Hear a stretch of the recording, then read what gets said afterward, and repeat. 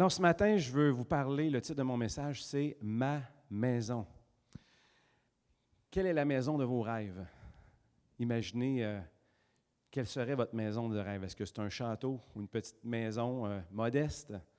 Une maison sur le bord d'une rivière, une maison sur le bord d'un lac ou dans une montagne, une maison en pierre, une maison en bois? Est-elle vide, épurée ou remplie à craquer, chaleureuse ou plutôt froide? Quelle est votre maison? Saviez-vous que Dieu aussi a une maison? C'est ce matin, c'est ce que nous allons voir. Quelle est la maison de Dieu? Où est sa maison? Est-ce qu'elle est au ciel ou sur la terre? Est-ce qu'elle est partout ou à un lieu précis? Quel est le nom de sa maison? Quelle est l'activité première dans sa maison? Est-ce qu'il y a des ennemis de cette maison aussi? Et quels sont les fruits attendus dans cette maison? On va aller tout de suite à la prochaine diapo, voir le verset qui nous introduit dans le sujet. Matthieu 21, 13, Jésus leur dit, « Il est écrit, ma maison sera appelée une maison de... » Ma maison sera appelée une maison de... Ma maison sera appelée une maison de prière. Cette semaine, c'était vraiment une semaine intense dans la prière. Donc, on a eu une belle rencontre. Merci, Frank, pour cette invitation, pour la rencontre de prière pour EMCI. Et ceux en passant qui ont regardé le live, c'était vraiment puissant, ce temps de live. Ne manquez pas les prochains lives qui vont se faire. Ça déplace des montagnes, là. J'ai été impressionné par M. Raoul Wafo. C'est vraiment une machine. Pendant 1 heure et demie, il n'arrête pas de citer des versets de la parole, puis des enseignements par-dessus enseignements. Tu apprends, l'intelligence se fait transformer. C'est vraiment impressionnant. Ensuite, il y a eu mercredi, vendredi. Alors, la maison de Dieu est une maison de prière. Et Jésus poursuit en disant, « Mais vous, vous en faites une caverne de voleurs. » Alors, on se place d'abord en contexte. Pour cette histoire, Jésus entre dans le temple, s'en vient dans le temple avec ses disciples, et puis il s'attend à trouver, à l'habitude, dans le temple, c'est un endroit de refuge. C'est un endroit où les malades, les faibles vont se réfugier, vont chercher l'aumône.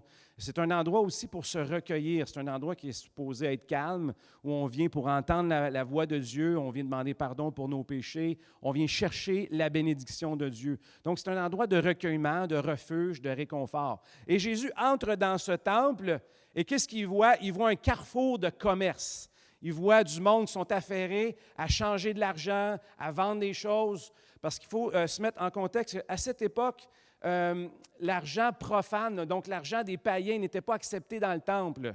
Donc, les Juifs devaient faire le changement de l'argent parce que pour eux, c'était de profaner le temple que d'avoir une monnaie qui était païenne. Donc, il y avait une monnaie du temple. Donc, il se passait un grand trafic de change d'argent et de commerce dans le temple. Donc, Jésus entre dans le temple et il est choqué par ce spectacle. Un carrefour de commerce. Et c'est alors qu'il prononce ces paroles. Et on va maintenant s'arrêter à chaque bout de phrase, parce que chaque bout de phrase est vraiment importante. Donc, on peut aller à la prochaine diapositive. Ma maison. De quelle maison parle-t-il? Parle-t-il des briques qui composent l'édifice? Ou parle-t-il de ceux qui sont dans ce temple? Jésus cite le texte dans Ésaïe. Dans Ésaïe qui dit « Ma maison sera appelée une maison de prière pour toutes les nations ». Et il élabore dans ce chapitre ceux qui font partie de cette maison, tous ceux qui sont étrangers et qui s'attacheront à l'Éternel, en parlant des nations. Donc, nous sommes ces étrangers. Tous ceux qui sont étrangers, qui s'attacheront à l'Éternel pour le servir. On est des étrangers, on s'attache à l'Éternel, nous voulons le servir. Et pour l'aimer et être ses serviteurs, ce sont eux qui forment la maison de Dieu. Donc, nous sommes, en tant qu'Église, en tant que communauté, qui cherche Dieu, qui aime Dieu, qui veut servir Dieu, nous sommes sa maison, ensemble, mais aussi individuellement. Dans d'autres passages de la parole, Jésus dit que nous sommes le temple du Saint-Esprit. Donc, dis à ton voisin, « Hey, c'est toi la maison de Dieu. » Je suis la maison de Dieu. C'est toi la maison de Dieu. C'est notre nouvelle identité. Donc, depuis que j'ai donné ma vie à Jésus, depuis que j'ai rencontré Jésus, que son Esprit est venu habiter en moi, donc je suis la maison de Dieu. Et c'est important de réaliser que c'est notre identité. Lorsqu'on se regarde le matin dans le miroir, dites-vous, je suis la maison de Dieu. Je suis le temple du Saint-Esprit. Je suis la maison de Dieu. Deuxième point, donc cette maison, donc quand il dit ma maison, c'est à qui cette maison? À qui appartient-elle? C'est Dieu qui parle. C'est la sienne. Et trop souvent, quand on rencontre Jésus, on donne notre vie à Jésus, on lui donne les clés de la maison, mais après quelques mois, quelques années, on reprend ses clés et on redevient le propriétaire de cette maison. Mais Dieu dit, ma maison. Donc, c'est la sienne.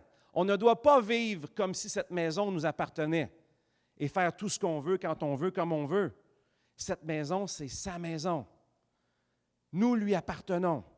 Nous devons faire ce qui lui plaît. Et dans l'Église, il est la tête et nous sommes le corps dans cette maison. Donc, habituellement, le corps, il suit la tête. La troisième chose qu'on voit dans ce verset, ma maison, qui est nous, ma maison qui est la sienne, est une maison de prière. Le nom de cette maison s'appelle une maison de prière. La prière, c'est l'activité ou l'occupation première qui caractérise sa maison. Alors, ma maison à moi, l'occupation première de cette maison devrait être la prière, la communion avec Dieu. C'est ce que Dieu veut, c'est ce que Dieu recherche.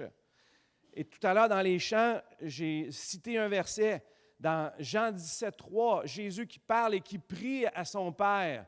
C'est la dernière prière qu'il fait avant d'être crucifié sur la croix. Il dit, « Car la vie éternelle, c'est qu'ils te connaissent, mais non pas une connaissance intellectuelle. » Parce qu'il y a deux mots qui définissent la connaissance. La connaissance intellectuelle de savoir qui il est avec notre tête, mais la connaissance que Jésus parlait dans la définition de ce mot en grec, c'est la connaissance unité, la connaissance intimité, faire un avec lui. Donc la vie éternelle, c'est qu'ils te connaissent.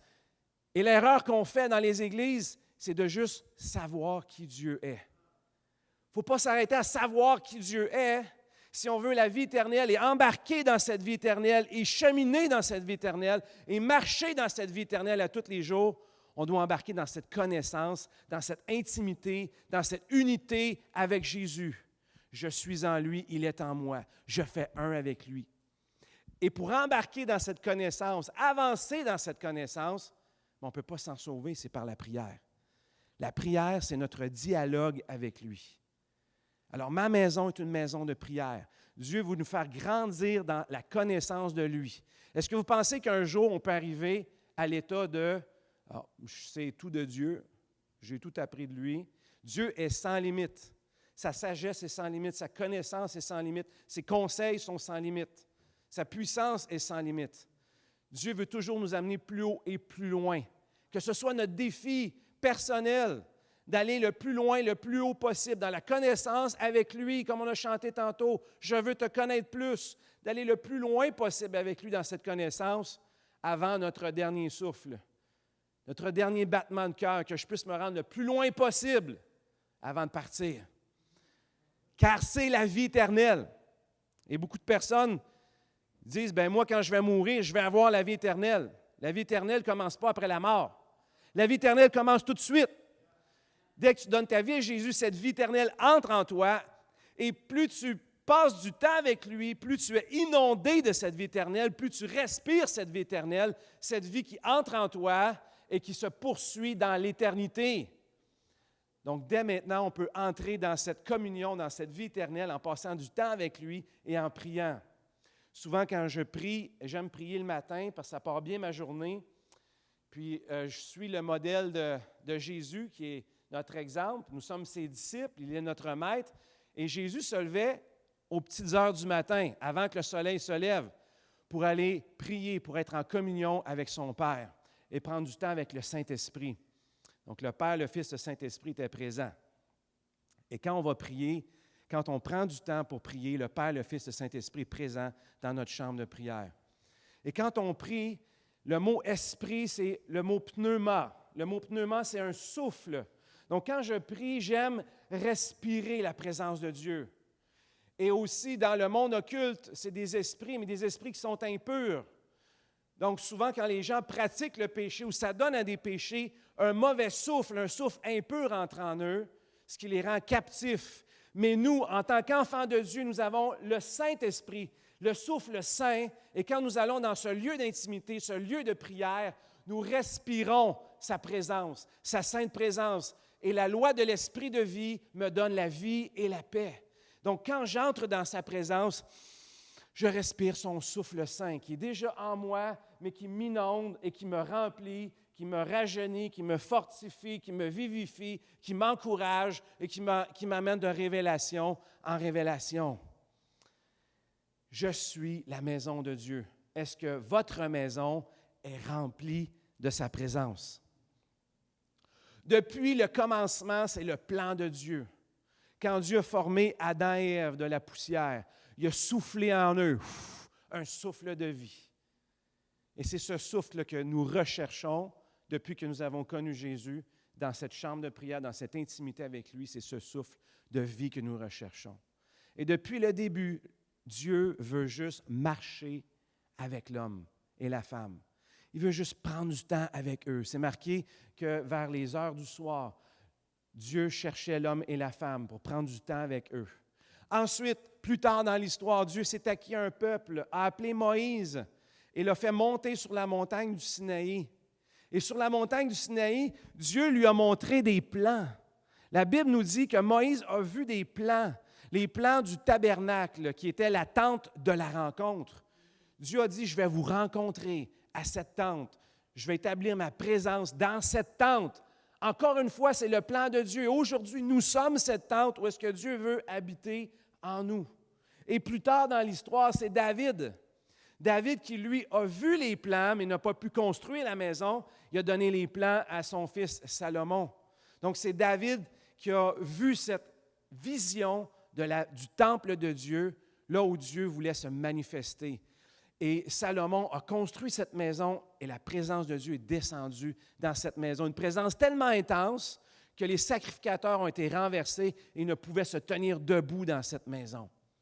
Nous sommes aujourd'hui le temple de Dieu, dans lequel cette présence, Dieu veut faire habiter cette présence. Et ensuite, Jésus est venu pour nous transformer, faire de nous ses temples, pour que cette présence habite en nous. Et plus tard, à la fin de tout, dans l'Apocalypse, qu'est-ce qu'on voit au chapitre 21, 22? C'est que Dieu est le temple et nous allons habiter avec lui pour toujours et lui avec nous pour toujours. C'est le plan de Dieu, c'est le but de Dieu que tu sois sa maison, que je sois sa maison, que nous soyons sa maison. Depuis le commencement qu'a créé Adam et Ève jusqu'à la fin, en passant par aujourd'hui, nous sommes ses temples, nous sommes sa maison.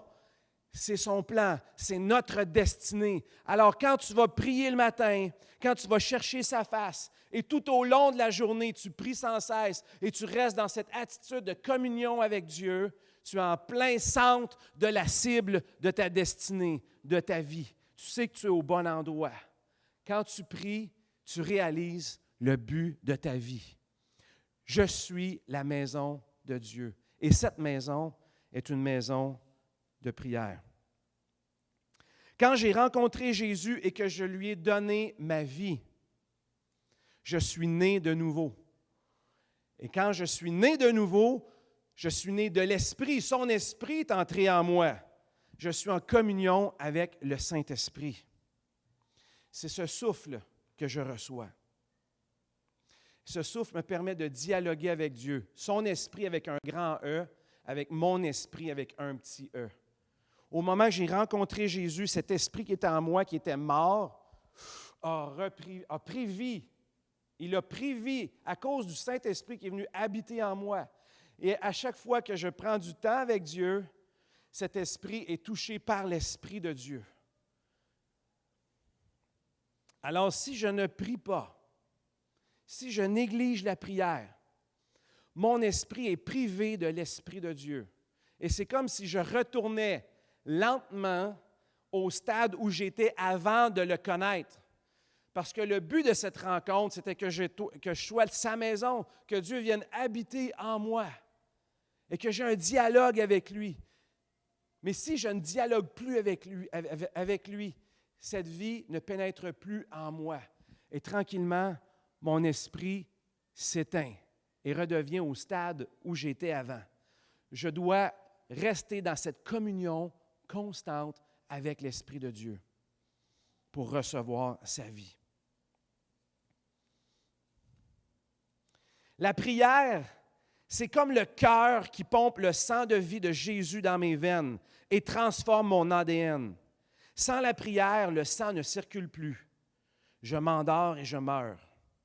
La prière, c'est comme mes poumons qui inspirent le souffle de vie, de paix de l'Esprit Saint. Sans la prière, je manque d'air. Je n'ai plus d'inspiration. J'expire. La prière, c'est comme mon foie, F-O-I-E, qui absorbe les nutriments de la parole pour les libérer au corps entier. Sans la prière, je suis comme un mort vivant, faible et sans impact. Vivant en apparence, mais vide à l'intérieur. Sans la prière, je suis comme un guerrier nu au combat. La prière m'ouvre le chemin de la victoire et de la récolte du butin. Elle n'est pas optionnelle, mais elle est essentielle. Elle fait maintenant partie de ma nouvelle identité en tant que fils de Dieu.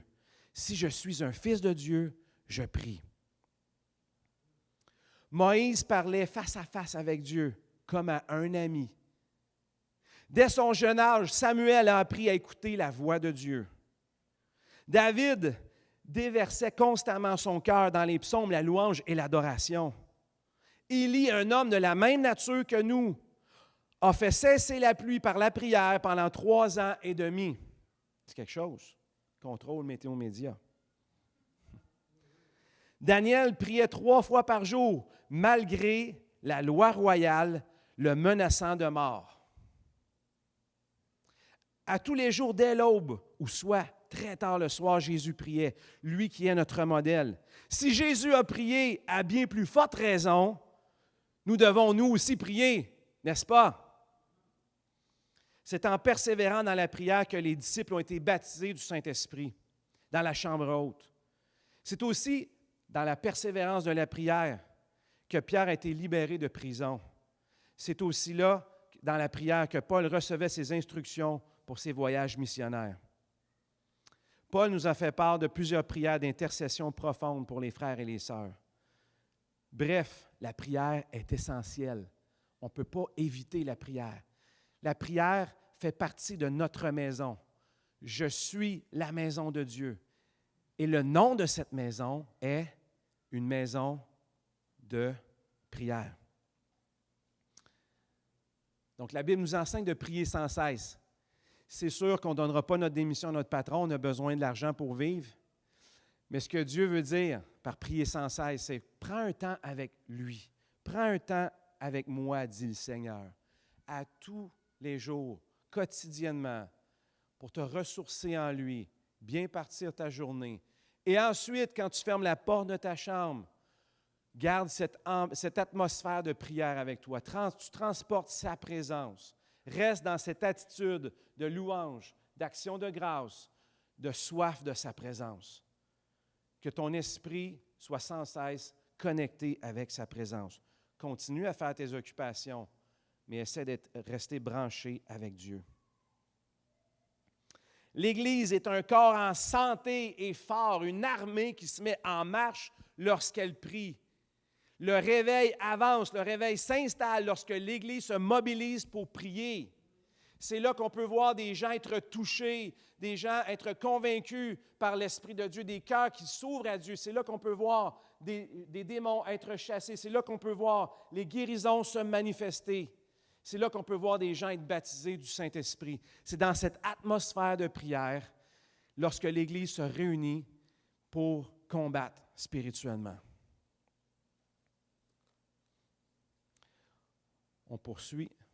Donc, ma maison, nous sommes cette maison, c'est sa maison. Nous sommes une maison de prière. Mais qu'est-ce que Jésus constate? C'est que c'est devenu une caverne de voleurs. Remarquez les deux images en contraste. Une maison, un temple saint et une caverne de voleurs. Quand vous pensez à une caverne, on pense à un endroit qui est humide. On pense à un endroit qui est sombre, qui est épeurant. Avez-vous déjà marché dans une caverne? Moi, je me rappelle quand j'étais tout petit, j'ai exploré des grottes avec mes parents, puis c'était épeurant. Il fait noir, on ne sait pas où est-ce qu'on avance. C'est humide. Des fois, il y a une petite souris ou un rat qui peut passer. C'est un endroit qui est caché, où est-ce que les voleurs cachent leurs idoles, leurs trésors. Qu'en est-il des maisons de nos vies? Est-ce qu'il y a des endroits qui sont puants, dégoûtants ou pourris par le péché? Avons-nous des trésors du monde cachés dans ces cavernes? Des idoles aveugles ou muettes dont nous devrions nous débarrasser?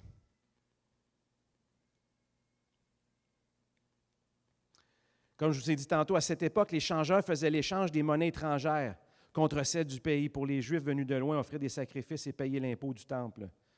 Toutes les monnaies païennes devaient être échangées contre la monnaie du temple qui avait seul cours dans l'enceinte sacrée. Les animaux offerts en sacrifice devaient aussi être conformes aux exigences de la loi. Ce qui choquait Jésus, c'est que l'accessoire avait pris la place de l'essentiel.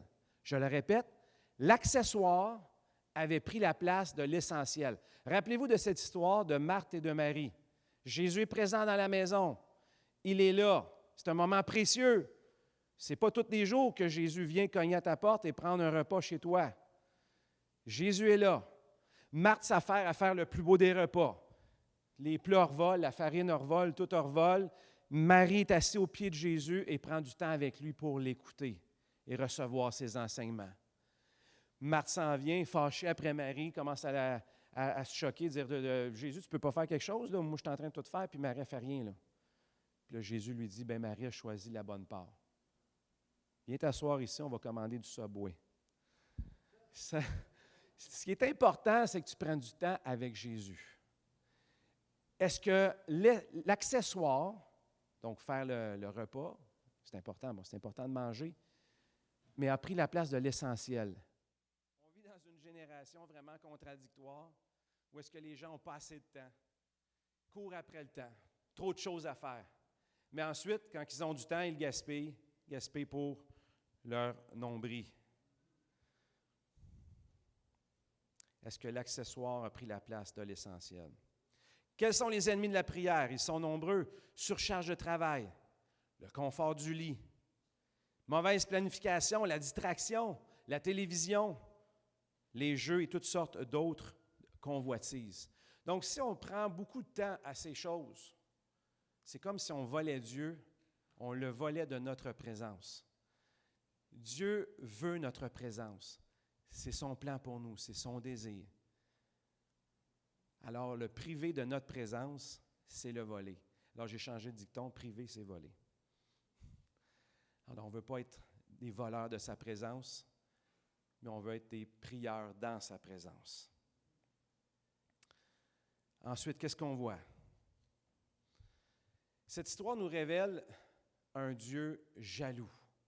Il nous veut en entier. Donc, imaginez Jésus qui rentre dans le temple, il voit le trafic, il voit le commerce, il voit l'échange d'argent, puis il décide de, on va les laisser faire. Il les ignore, puis il se concentre sur son travail. Bon, prier pour les malades, puis enseigner tout ça. Le message qu'il aurait envoyé dans cette maison, c'est qu'il aurait toléré le compromis. Il aurait toléré la substitution de la présence de Dieu, de la prière, de l'activité pour Dieu avec l'activisme des hommes. Donc, Jésus ne pouvait pas tolérer cela. Il ne tolère pas les cœurs partagés, il ne tolère pas le compromis. Zéro tolérance. Il désire une communion complète et continuelle. L'autre point qu'on voit dans cette histoire, c'est que cette histoire est racontée dans les 4 évangiles. Et le fait que cette histoire soit racontée dans les 4 évangiles, c'est qu'elle est très importante et on doit lui porter une grande attention. Et la dernière chose qu'on voit à travers ce verset, Cette histoire est racontée dans les 4 évangiles. Et le fait qu'elle soit racontée dans les 4 évangiles, c'est qu'elle nous donne la perspective parfaite de Dieu. Le chiffre 4 représente la perspective parfaite, les 4 points de vue, nord, sud, est, ouest. Donc, on peut voir des traits particuliers.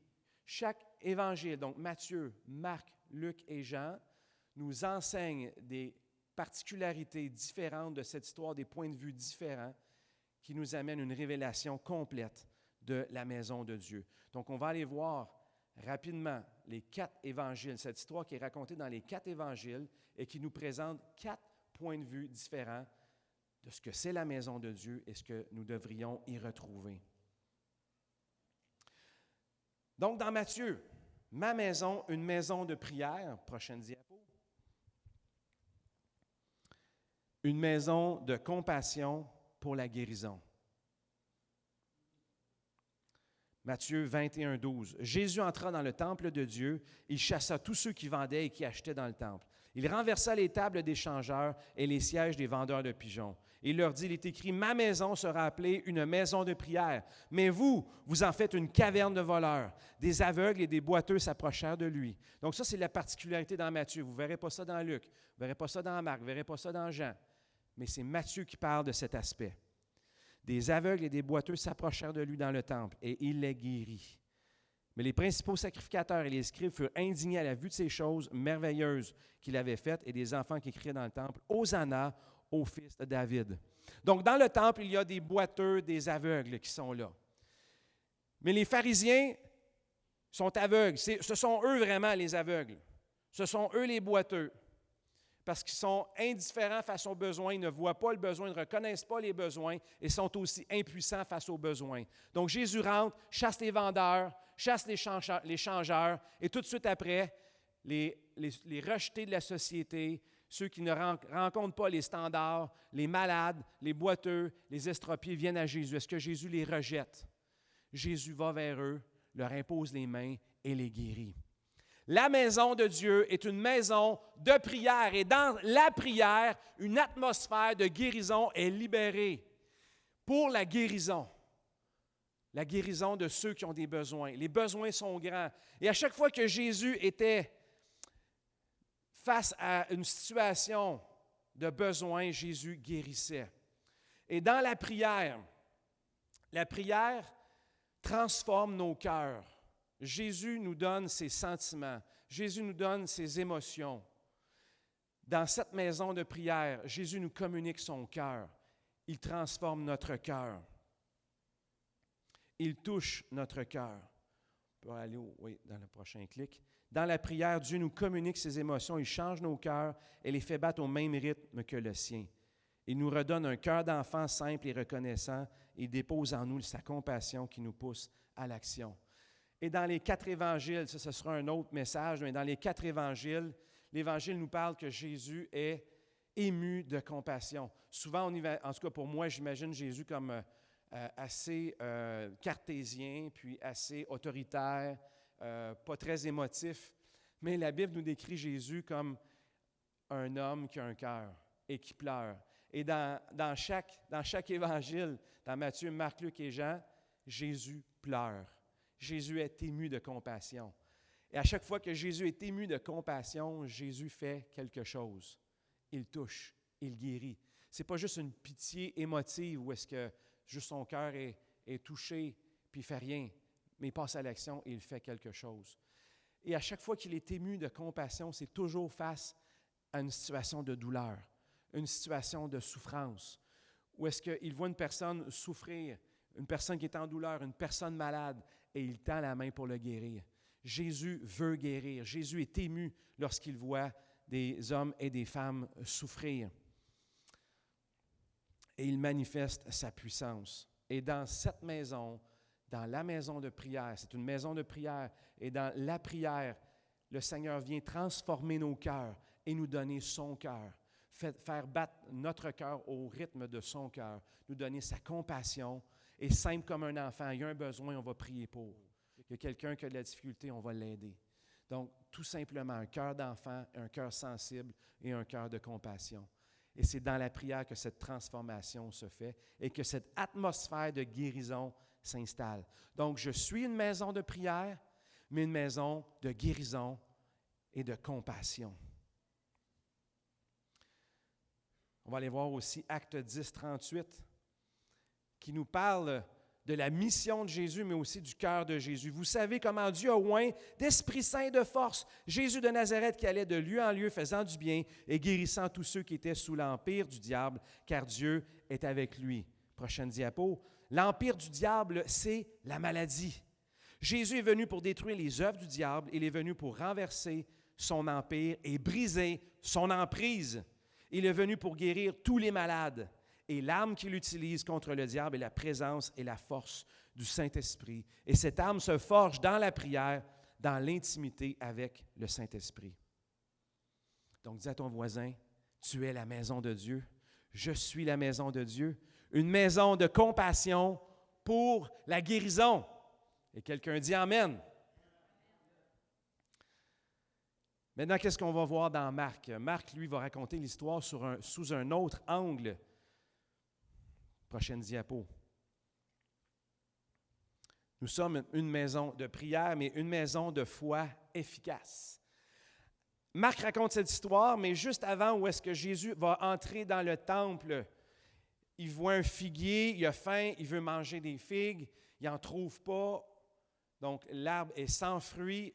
Jésus maudit le figuier, ensuite il va dans le temple, il chasse les vendeurs, il dit « Ma maison sera une maison de prière ».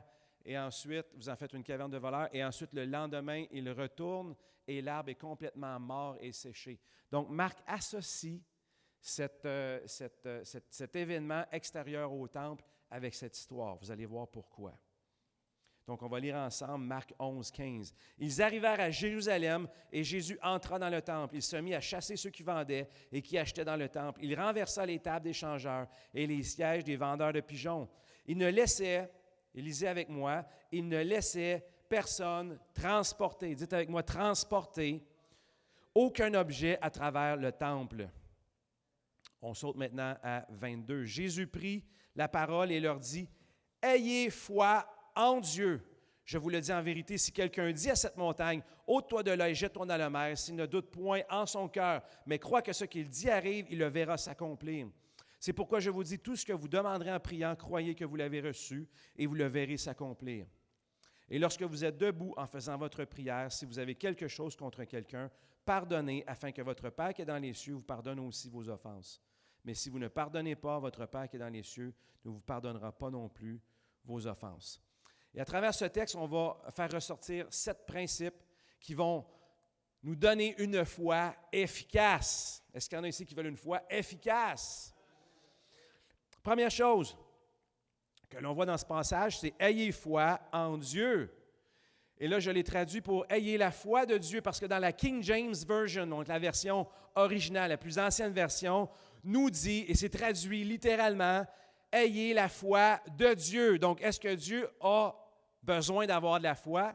C'est plutôt du principe de la foi qui parle, la foi de Dieu. Donc, Dieu dit et la chose arrive. Il ordonne et elle existe. Donc, c'est de ce principe que Dieu parle, que toutes choses ont été créées par la parole de Dieu. Donc, c'est ça la foi de Dieu. Ayez la foi de Dieu, de dire quelque chose et la chose va arriver. C'est ce que ça veut dire. Donc, ayez la foi de Dieu.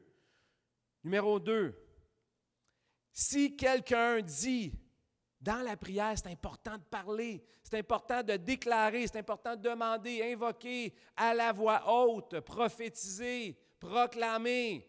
Parce que souvent, on fait juste ça dans notre tête. Oups, là, on pense au jambon qui est en train de brûler. À qu'est-ce que nos pensées s'égarent et se dispersent, on devient distrait. Mais en priant à voix haute, on établit des choses dans le spirituel.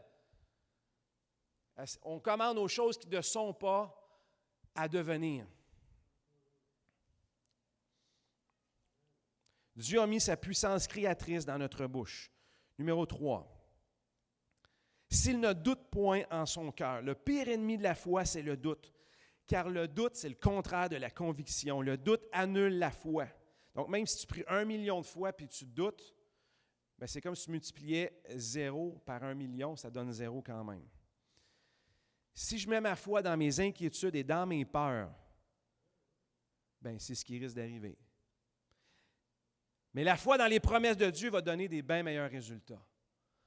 Donc, croire dans ses promesses, croire dans sa parole, sans douter. Numéro 4. Mais crois que ce qu'il dit arrive. C'est Jésus qui a dit ça, là. C'est un bout vraiment fort. Il a dit, est-ce que tu crois que ce que tu dis va arriver? Alors Jésus est en train de te dire, est-ce que tu crois dans les paroles que tu prononces? Donc, tu dois apprendre à croire que ce que tu dis va arriver. Est-ce que tu as la foi en Jésus, la foi de Dieu, mais aussi la foi dans ce que tu dis? Ta bouche est puissante.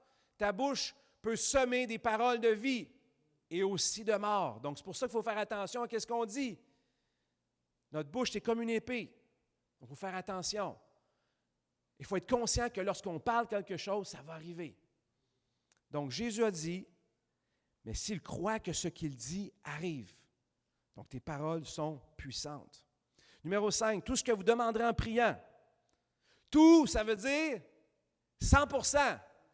Tout ce que vous demanderez en priant. Il n'a pas dit 98%, ou ça se peut que je vais voir si ça marche ou pas. C'est 100%, tout ce que vous demanderez en priant. Numéro 6, croyez que vous l'avez reçu et vous le verrez s'accomplir. Et c'est dans ce bout de phrase que repose toute la puissance de notre prière. La foi est une assurance. La foi, c'est comme une substance que tu reçois. Donc, quand on va chercher la racine des mots, il y a un mot qui décrit bien la foi. C'est comme une substance. Alors, tu pries, tu imagines comme, moi j'aime ça imaginer du jello, là, mais bon, c'est comme une substance. C'est pas défini, c'est pas clair, là, mais imaginez un morceau de jello à la lime. Donc, tu pries, puis pouf, là, ça te tombe des mains.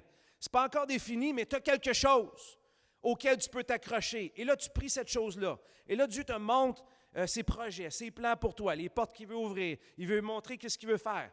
Et il révèle cette promesse, ou il prend une promesse de la Bible, et il fait venir à la vie cette promesse, et te la rend personnelle pour toi. Et cette substance, c'est ça que tu vas commencer à transporter. Tu vas la transporter en toi, précieusement. Tu vas commencer à la prier, tu vas commencer à la déclarer, tu vas commencer à y croire. Et là, on a dépassé le stade de l'espérance, parce qu'il y a beaucoup de personnes qui confondent la foi et l'espoir. L'espoir, tu espères quelque chose, mais tu n'as rien reçu encore.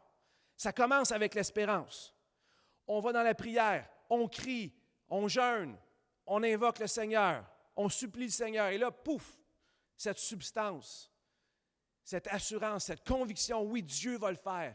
Il me l'a montré, je l'ai avec moi. Et là, je prie cette chose jusqu'à temps qu'elle se matérialise, jusqu'à temps qu'elle arrive. Donc ça, c'est la foi. L'essence, la matière, le corps, le fond, l'objet, le sujet, c'est comme un titre aussi de propriété. C'est comme si Dieu t'a donné un certificat, une garantie. Donc, tu as un papier, tu le reçois, c'est une garantie qui va le faire. La preuve, l'accomplissement des choses que nous ne voyons pas encore. On ne le voit pas encore, ce n'est pas fait encore. C'est comme la femme qui porte un enfant dans son ventre. Elle ne voit pas l'enfant, mais elle sait qu'il va arriver un jour. Puis elle doit continuer de laisser le travail s'accomplir pour le mettre au monde. Donc, la foi se cultive dans la prière. Elle crie, elle pleure, elle espère. Puis, l'Esprit sème une parole personnelle, une semence. La foi s'enracine alors dans la promesse. Elle pousse et s'étend dans la déclaration et l'action, comme un arbre. Finalement, elle porte son fruit lorsque la promesse espérée devient réalité. Et le 7e principe qu'on voit dans ce passage, la maison de prière, une foi efficace. Pardonnez afin que votre Père qui est dans les cieux vous pardonne aussi. Donc, si je ne pardonne pas, je mets une barrière à l'exaucement de mes prières. Donc, mon cœur doit être libre de toute offense. Tous ceux qui m'ont offensé, je les libère au nom de Jésus. Je leur pardonne afin que l'accès soit libre entre Dieu et moi. Donc, Marc met l'emphase sur des gens qui transportaient des choses dans le temple. Et ce qu'il est en train de nous dire, c'est que Jésus est venu et a renversé ceux qui transportaient toutes sortes de choses. C'est pas ça que je veux que vous transportiez. Allez dans la prière, allez chercher ma face, crier, et là, je vais vous donner d'autres choses à transporter. Je vais vous donner mes projets, mes bénédictions, mes richesses, mes miracles, ma puissance, ma présence. Et c'est ça que vous allez transporter. Donc, nous sommes une maison de prière Oui, une maison de compassion pour la guérison, mais une maison aussi de foi efficace. Transportons les projets de Dieu. Transportez-vous les projets de Dieu lorsque vous allez dans la prière. Est-ce que vous entendez sa voix? Est-ce que vous recevez ses instructions? C'est ces choses que Jésus veut que nous transportions. Amen. Dans Luc, qu'est-ce que Luc nous enseigne sur cette maison de prière? Ma maison, une maison de prière, une maison de révélation et d'adoration. On va aller lire le texte ensemble. Dans Luc 19, 45, il entra dans le temple et se mit à chasser ceux qui vendaient, leur disant, « Il est écrit, ma maison sera une maison de prière, mais vous, vous en faites une caverne de voleurs. » Et voici ce que Luc ajoute, que Marc, Matthieu et Jean n'ont pas du tout parlé. Il enseignait tous les jours dans le temple, et les principaux sacrificateurs, les scribes, les principaux du peuple cherchaient à le faire périr. Mais il ne savait comment s'y prendre, car tout le peuple l'écoutait avec admiration. Dans la maison de prière, ce n'est pas seulement une maison de compassion où Dieu change ton cœur pour la guérison. Ce n'est pas seulement une maison de foi efficace où Dieu te donne des choses à transporter, mais c'est aussi une maison de révélation. Où est-ce que tu vas aller dans sa présence et le Saint-Esprit va te parler, va t'instruire, va te révéler sa parole. Et Dieu a toujours un pain frais du ciel pour toi à tous les jours. La Bible nous dit qu'il enseignait à tous les jours dans le temple. À tous les jours. Jésus n'était jamais pris de court. Il n'y avait pas, là, je n'ai pas eu le temps de me préparer pour ma prêche, là, je ne sais plus quoi dire, je suis arrivé au bout de mes sujets, là, vous m'avez épuisé. À tous les jours, Jésus avait un enseignement. À tous les jours, Jésus avait une nouvelle révélation. Juste entendre sa parole devait être un rafraîchissement pour l'âme, pour l'esprit. Mais aujourd'hui, on a accès à ça dans la prière. Dans ta chambre de prière, lorsque tu entres dans ta chambre, tu fermes ta porte. Jésus est là et Jésus a toujours un pain frais pour toi. Et cette nouvelle révélation va apporter une admiration. Et cette admiration va nous faire entrer dans de l'adoration. Il faut toujours garder cet émerveillement que Jésus a toujours des choses à nous montrer, nous apprendre.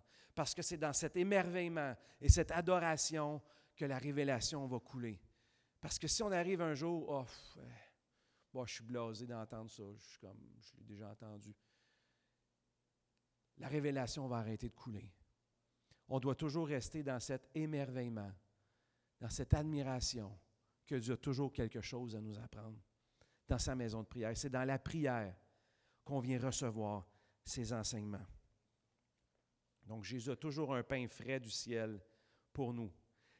Et ce pain frais que l'on mange va transformer notre intelligence parce que l'Esprit Saint, qui est sans limite, va nous donner une sagesse supérieure, une connaissance des choses qu'on ne connaissait pas, des choses qui n'étaient point montées à l'oreille de l'homme ni à son œil, des choses qui n'étaient pas dans son savoir. Le Saint-Esprit nous les révèle et nous les fait connaître. Il veut même te révéler l'avenir.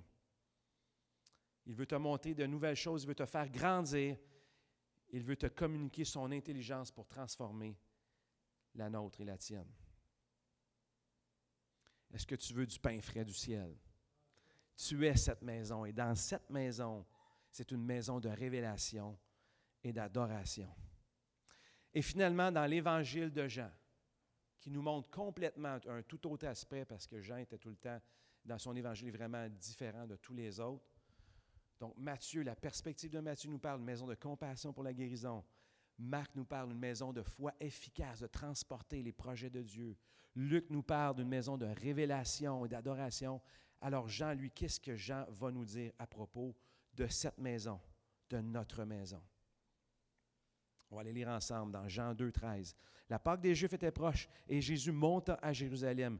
Il trouva dans le temple des vendeurs de bœufs, des brebis de pigeons et les changeurs. Et dites avec moi, assis. Assis. Ayant fait un fouet avec des cordes, il les chassa tous du temple, ainsi que des brebis et des bœufs. Il dispersa la monnaie des changeurs. Il renversa les tables et il dit aux vendeurs de pigeons, « Ôtez cela d'ici, ne faites pas de la maison de mon Père une maison de trafic. » Et ses disciples se souvinrent qu'il est écrit, « Le zèle de ta maison me dévore. » Les Juifs prenant la parole lui dirent, « Quel miracle nous montres-tu? pour agir de la sorte?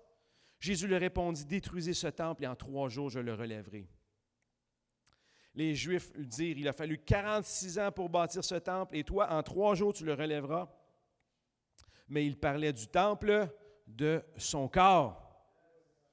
Alors Jésus entre dans le temple et il voit du monde bien assis confortablement, établi pour faire du trafic, du commerce.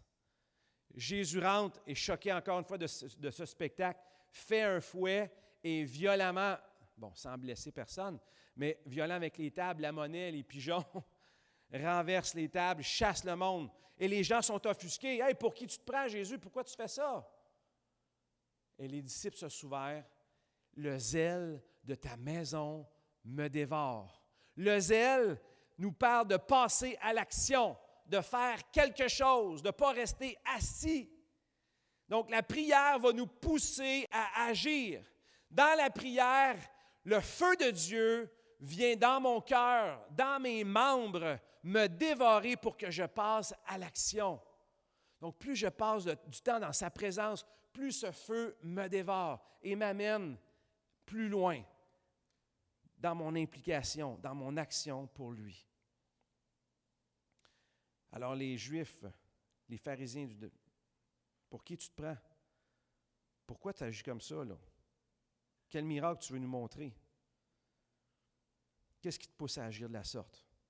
Alors Jésus leur dit qu'au-delà des briques du temple, au-delà de ces briques que vous voyez, le vrai temple, c'est moi. C'est moi dont il est question. Je suis le véritable temple. La maison de Dieu dans laquelle nous entrons par son sang et par la destruction de son temple, il fait de nous ces temples dans lesquels il habite.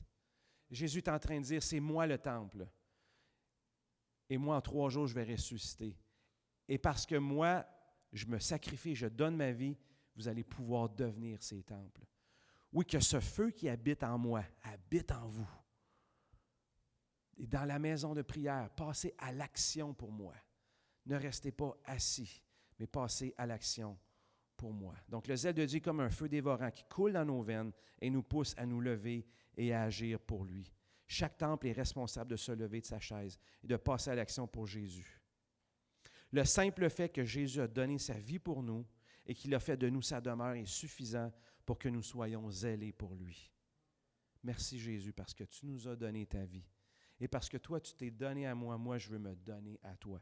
Je veux être passionné pour toi. Assis à ne rien faire n'est pas une position acceptée par Jésus. Jésus nous appelle à apporter du fruit. Donc, la prière, oui, est essentielle, mais sans l'action, elle est inutile. La prière est notre carburant pour aller plus loin. Elle est notre tremplin pour sauter dans l'action. Alors maintenant, prions ensemble. Oui, Saint-Esprit, prends toute la place. Tu es le bienvenu. Merci Jésus parce que tu as donné ta vie pour nous. Et en donnant ta vie pour nous, tu as fait de nous ta maison. Et merci parce que dans cette maison, elle n'est pas vide, mais elle est appelée à être remplie de ta présence, remplie de ton Saint-Esprit. Et merci parce que tu remplis cette maison de compassion. Tu changes nos cœurs. Et tu nous donnes cette puissance, cette compassion pour guérir les malades. Tu nous donnes ta vie. Merci parce que tu nous donnes cette foi efficace pour transporter tes projets, déplacer des montagnes, ouvrir le chemin qui était fermé, ouvrir des portes qui étaient fermées. Merci parce que tu fais de nous cette maison de prière et tu nous donnes un pain frais qui vient du ciel. Tu nous rafraîchis de ta présence. Tu nous instruis, tu nous donnes ta sagesse, ta connaissance. Et merci parce que tu fais bouillir un feu dans nos veines, un feu dévorant pour toi, un feu de jalousie pour toi, un feu pour passer à l'action pour toi, de ne pas rester indifférent, inactif ou impuissant, mais un feu pour transformer, pour changer et pour marquer l'histoire pour toi.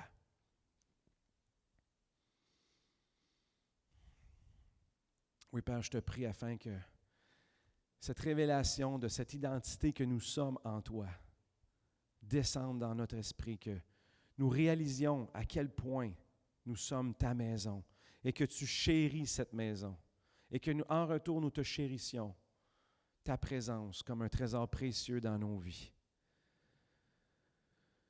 Seigneur, nous te bénissons. Nous t'adorons, Seigneur. S'il y en a ce matin qui ont été touchés par ce message ou qui ont reçu une nouvelle compréhension de la parole ou qui aimeraient que cette révélation descende au plus profond de leur esprit et soit établie et se mettre en action pour Dieu dans la prière, faites juste vous lever là où vous êtes, je vais prier pour vous. Que Dieu puisse installer cette révélation, vous communiquer cette révélation, faire descendre cette révélation en vous. Merci Seigneur. Oui Seigneur, ta parole est vraie. Ta parole est certaine. Ta parole est oui et amen. Ta parole est notre lumière. Ta parole est notre pain qui nous nourrit. Et Seigneur, ta parole est vivante. Elle est esprit et vie. Ta parole nous transforme.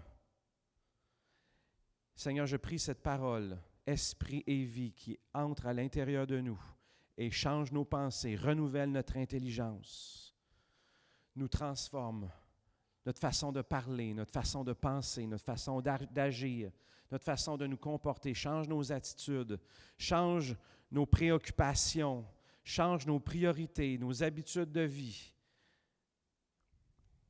Oui, Seigneur, je te prie afin que cette identité soit scellée dans les cœurs, que nous sommes ta maison de prière. Scelle cette identité dans nos cœurs, qu'à chaque jour on puisse réaliser que nous sommes ta maison et que l'activité première de cette maison, c'est la prière.